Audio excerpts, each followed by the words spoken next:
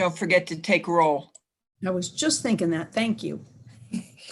All right. Welcome to the Health and Government Operations Committee voting session. And Melissa, would you please take a roll call for us? All right. Pendergrass, Here. Pena Melnick, Here. Bagnall, Here. Barron, Health Equity Resource. Who did you just call? Barron, Aaron.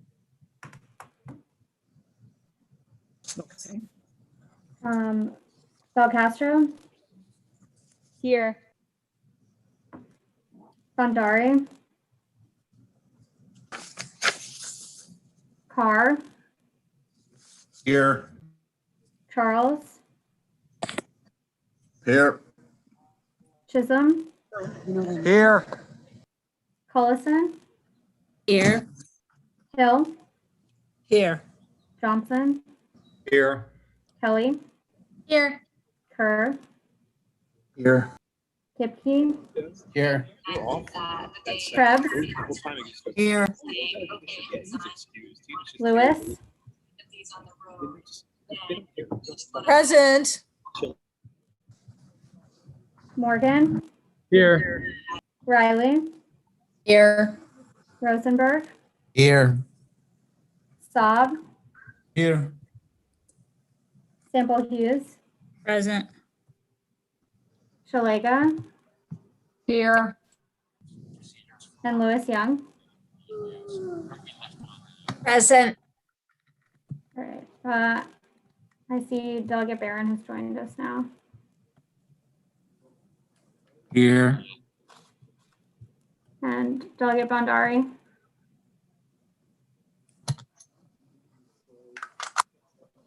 Okay. Great. All right. If someone comes in late, somebody who's here now, if you see them and notice, please text them and remind them that they need to let us know that they're in. I think we're all here now, Chairman. Oh, okay, great. We're going to start with House Bill 770. Bill 770 is the Baltimore City Community College Procurement Authority bill. So generally what the bill would do is expand the current procurement authority for Baltimore City Community College. There was an amendment, actually it had been brought up and been drafted and presented, but was brought up when the hearing for House Bill 770 happened, and it was discussed in subcommittee today. So that dramatically narrows the scope by which the college will have its procurement authority advanced. So, and the amendment and the bill passed unanimously with some conversation today. Delegate Rosenberg. Thank you, Madam Chair. The Baltimore City Community College is the only community college in the state that is a state agency. So it's already subject to an audit of our Office of Legislative Audits every 3 to 4 years, as is every other state agency, and thus is subject to review by the state that is significantly greater than that for any other community college. We did adopt the amendments offered by Delegate McIntosh, as Tyler pointed out. We also adopted an amendment requiring that a language or a standard regarding conflicts of interest also be presented by the community college to the Board of Public, for review by the Board of Public Works. So would move the amendments. Is there a second? I hope there's a second. Second. Discussion? All those in favor say aye. All those opposed, no. Please raise your hand. I see no no's. The bill passes unanimously. That was the amendment. Sorry, Right. the amendment passed unanimously. Move the Thank you. bill with amendments. Second the bill. Is there any discussion on the bill as amended? Seeing no hands, all those in favor say aye. All those opposed, no. Please raise your hands. Seeing no hands, the bill now passes unanimously. Senate Bill 172. Erin. Senate Bill 172, you voted on the concurrence message to House Bill 463 yesterday. So Senate Bill 172 is the Health Equity Resource Act, in which the Senate amended the bill to require that the permanent health equity resource communities were funded through the $45 million from the reinsurance fund and housed in the Community Health Resource Commission. Okay. Delegate Penny-Melnick. Yes, I actually move the bill. I'll move to concur, right? We're concurring? Well, you're voting on the bill. I'm sorry, I moved the You bill. concurred on House Bill 463. We did that yesterday. So I move the bill, Madam Chair. Second. Is there any discussion on that bill? All those in favor say aye. All those opposed, no. The ayes have Delegate it. Krebs has her hand up, Madam Yeah, Chair. let me open up the participant thing so I can see. I see Krebs, Kipke, voting no. Morgan. No, Madam Chair, I wanted to ask a question about it. I'm sorry. We'll stop the vote. We'll go back to discussion if that's where we need to be. Delegate Krebs. No, I just wanted to mention, this is the time of year that I really don't like because I think this is the one that, I think I'm right.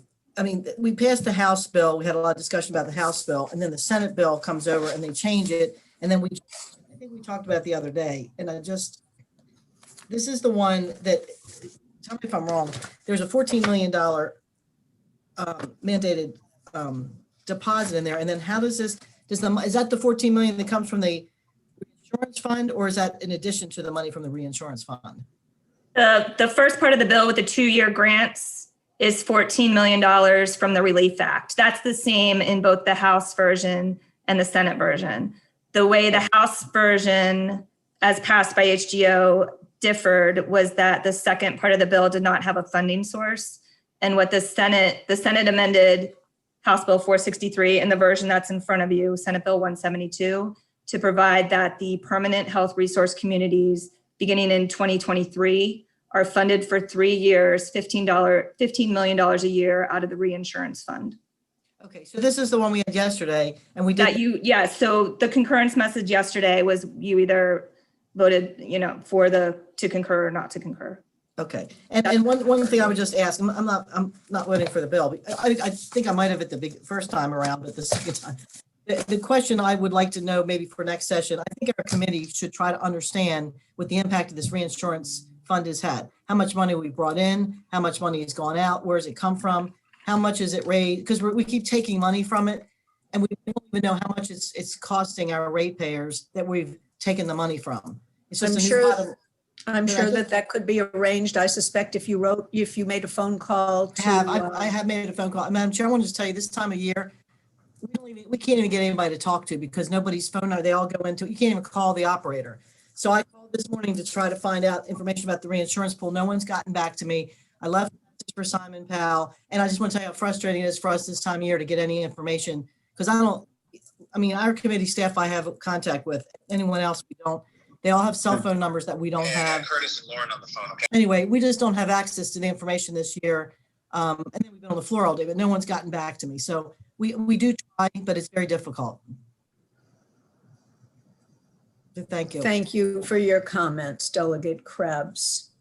And you all received the text from the Vice Chairman correcting my mistake where I had thought it was only 100 million and double checked on the way home and realized it was 200 million this year that was used for Medicaid, just so you know what the governor did this year. And just remember that $200 million is $200 million more that our ratepayers have paid for health insurance for our small businesses than they would have if we hadn't. I don't think I recognized you, Delegate Krebs. I'm sorry, I still had the. Had your bite at the apple. I'm going to call on the next person on my list, who is Vice Chair Penny-Melnick. Thank you. Regarding Delegate Krebs' comment of not being able to get someone, this can easily be fixed. Michelle Everly, who's wonderful, I will make a call and I'll ask her to please send the committee an update of how much money have we received, how much have been spent, and what has, what is actually left. she's always very accommodating and I can easily take care of that. And please add to that what projection she has for what else may be coming in the future years. Absolutely. She's always very kind. Thank you. Next, I have Delegate Cullison.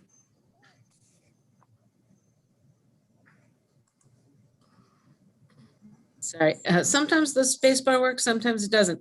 The vice chairman just said what I was going to say, so we're good. Okay. Okay. Seeing no further hands, and Delegate Krebs, if you, okay, good. There are no amendments. It was moved and seconded. All those in favor, please say aye. All those opposed, please raise your hands in the panel, and I will read them off. Delegate Kipke, Delegate Shalega, Delegate Krebs, Delegate Riley, Delegate Saab. Okay. The bill passes. Senate Bill 326, Tyler. Senate Bill 326 is identical to House Bill 770. The identical amendment was offered and discussed in subcommittee today. I would move the amendment. Second. Any discussion? All those in favor of the amendment say aye. Oh, wait, Aye. I see two hands. Is that Delegate let me see the order. Delegate Krebs, then Delegate Saab. No, Madam Chairman, this is from the earlier vote. Oh, okay. All those in favor say aye. All those opposed, no. Please raise your hands in the panel. The amendment passed unanimously. Move the bill as amended. Second. Any discussion on the bill as amended? All those in favor say aye. All those opposed, no. Please raise your hand. The bill passes unanimously. Senate Bill 353, Tyler.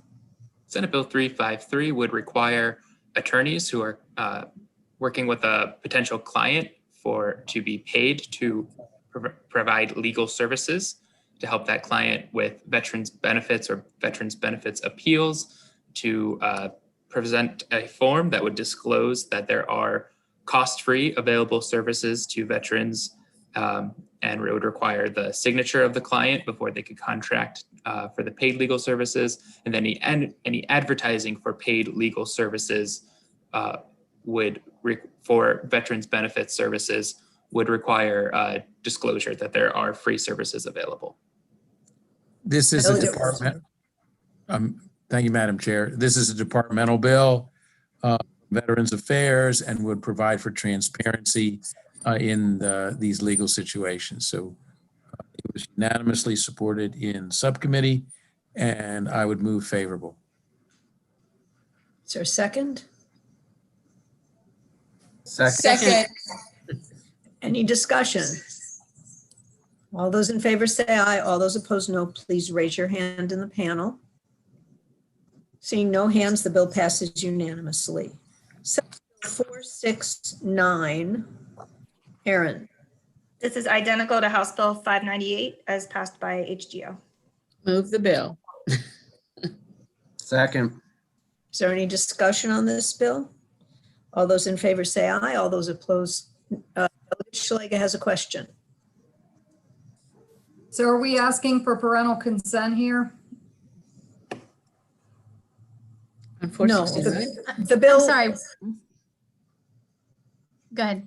is not that bill. This I is thought it had the, a checkoff box. Am I in the wrong bill? Aaron? This is about the provision of applied behavioral analysis services. I mean, the only thing we added about the parent is we said it didn't prohibit the program from establishing reasonable standards for the involvement of a parent, including requiring notification from the parent or caregiver of the decision of the parent not to be present or available when the program provides ABA services to a recipient. That's what This I thought I allows- remembered. That's good. I think that's great. I'm glad you're involving parents. Thank you. I'm going to be voting yes. Great. They asked to be less involved. That's what we gave them permission to be, just so you know. But there's still permission, Madam Chair. Absolutely. Okay. They're required, actually. We loosen the requirement. Senate Bill 469. It's been moved and seconded. Is there any discussion? All those in favor say aye. All those opposed, no. The ayes have it. I see no hands in the panel. It passes unanimously. Senate Bill 360. Tyler. Senate Bill 360 would establish a special fund for notary public services. The fund, the bill itself is fiscally neutral. It's taking funds raised by the licensing of and renewing of, or I guess commissioning and renewing of notary publics, and it's dedicating it to this special fund, and it can be used by their secretary only for their responsibilities pertaining to the notary public and those services that they provide. Delegate Rosenberg. Thank you, Madam Chair. This bill is fiscally neutral because specified existing fees would be used for this new fund. It was unanimously approved by the subcommittee, and I would move favorable. Is there a And second? I second it. I second. Is there any discussion? All those in favor say aye. All those opposed, no. The ayes have it. The bill passes unanimously. I see no hands in the panel. Senate Bill 649, Tyler. Senate Bill 649 requires state agencies to submit certain contracts valued at $1 million or more to the Governor's Office of Small, Minority, and Women Business Affairs for review and for approval with compliance with minority business enterprise goals that have been established for such contracts. State agencies must make good faith efforts to solicit at least one bid from certified MBE in category 2 and 3 for small procurements. Requires prospective contractors to attend pre-bid or pre-proposal meetings as a prerequisite for submitting a bid or proposal on certain contracts. Bill expands the annual reporting requirements for state agencies as well as for GOSPA. The Department of Legislative Services must study the implementation of statutory and regulatory requirements for the MBE program and report its findings in December. And there was an amendment adopted in subcommittee. It requires the special secretary to assign staff to work with procurement units throughout the state to provide oversight and guidance on compliance with MBE program rules. Delegate Rosenberg. Thank you, Madam Chair. As outlined, the purpose of this bill is to enhance minority contract awards and to provide greater awareness among the affected parties. And it was unanimous on both the amendment and on the bill. So I would move the amendment. I second it. Is there any discussion on the amendments? All those in favor say aye. All those opposed, no. The ayes have it. Move the bill as amended. Second. Any discussion on the bill as amended? Seeing none, all those in favor say aye. All those opposed, raise your hand in the panel. Bill passes unanimously. Senate Bill 689, Tyler.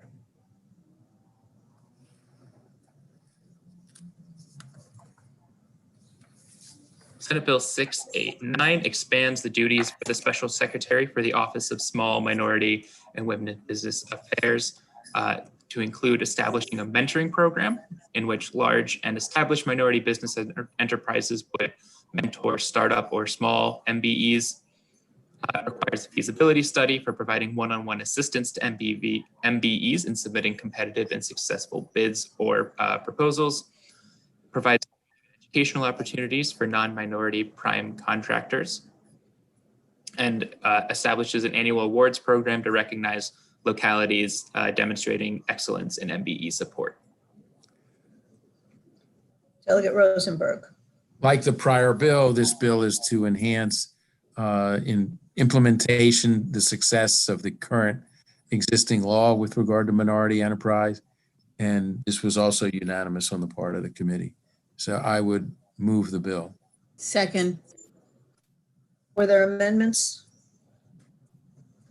I don't believe so. No amendment. Okay, No amendment. okay, thank you. I just wanted to make sure. Sure.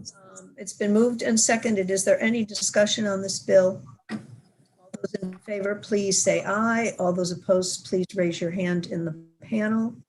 Seeing no hands in the panel, this bill passes unanimously. And the last bill of this session, do we have any concurrences or anything, staff? No Nope, okay. consensus. Okay, the last bill then is Senate Bill 736. Lisa, This bill is identical to its cross-file House Bill 1040. Move the bill. Move. Second. Hold on, Discussion. Madam Chairman. yes, So Delegate Saab. we've had an amendment on this, on the House version, on the House file, on the cross file. Does this bill have that amendment on it? They're identical. The Senate amended it to look exactly like the Okay, House. thank you. Did I forget to call on you, Delegate Kelly? I'm sorry. Oh, no, it's okay. It's fine. Okay. Listen to the answer. So somebody moved the bill Delegate and Hill. somebody seconded. Okay. Delegate Hill has a question. Go ahead. Thank you. I don't know if this is for Delegate Kelly or for Lisa, and I know we had this whole discussion about the crossfile. This is a study for 2 years. Do you have any idea what the consent that the parents, is it a routine consent like they always do for vaccinations, or does it, since it's a study, does it have to have an IAB component that says this is, this is a study? Oh.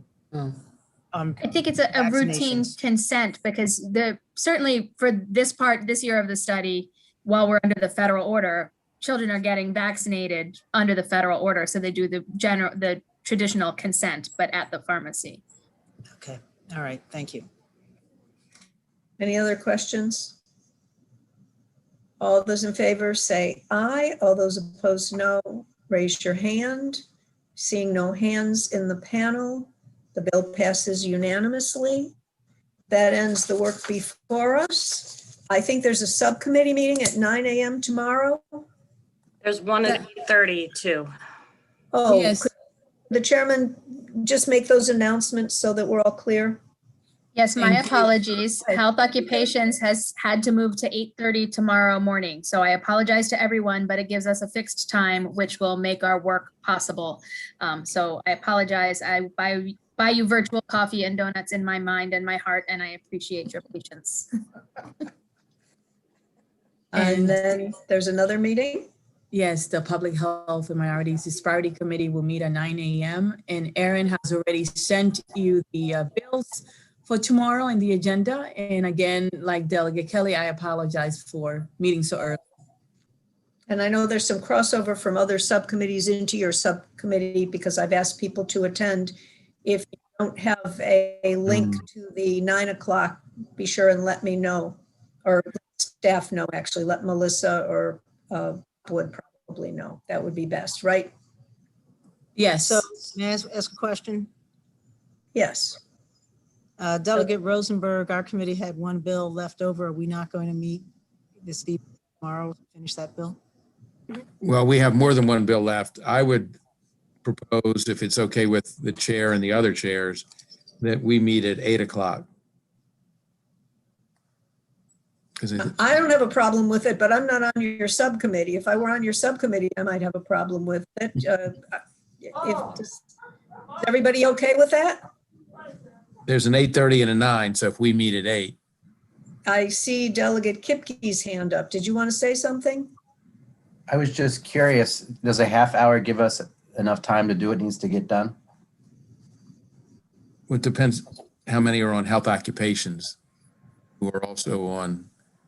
I mean, how many bills are there now? And can we There are meet at 6 3. o'clock tonight instead? I don't know what staff commitments are, but can we meet after this voting session instead? There would be no notice to the public. Is Well, that- we're at the point in time where we can do that. We can just put it up immediately and do it. Who is the staff? Tyler, can you meet with this subcommittee today?